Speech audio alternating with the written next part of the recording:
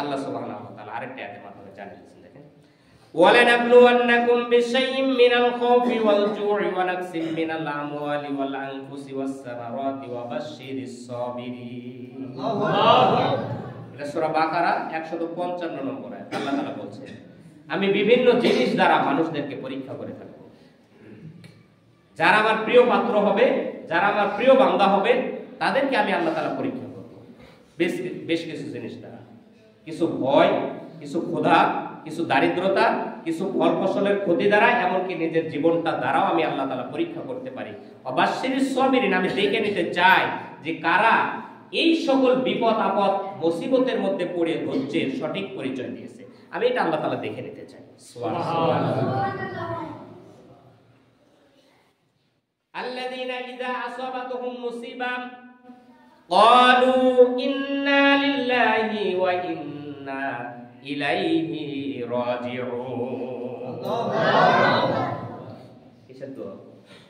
আমরা বলি মানুষ মারা গেছে, মানুষ মারা যাওয়ার দোয়া, তাই বলি না?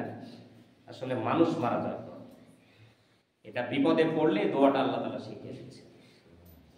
যে কোনো বিপদ আপদ মুসিবতে পড়বে এই দোয়াটা পড়বে।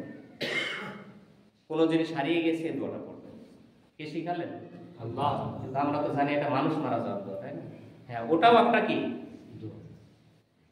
সংবাদটা আমাদের কাছে শোক সংবাদ, তাই কি?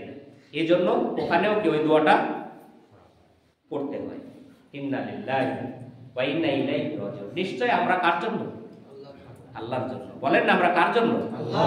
ইন্না লিল্লাহি ওয়া ইন্না ইলাইহি রাজিউন, আর নিশ্চয় আমরা তার কাছেই ফিরে যাব। সুবহানাল্লাহ।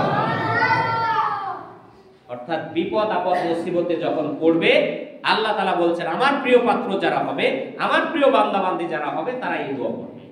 বলবে না যে আল্লাহ বুঝি খেয়ে দিয়ে দেখতে পায় না, আমাকে বিপদের মধ্যে ফেলে। বলে না এরকম? আমার এত অভাব অনটন, আমার এত অসুখ বিসুখ দেওয়ার কি দরকার আছে? আমার টাকা পয়সা নাই, টাকা পয়সা কোথায় খরচ করবো, তাই না?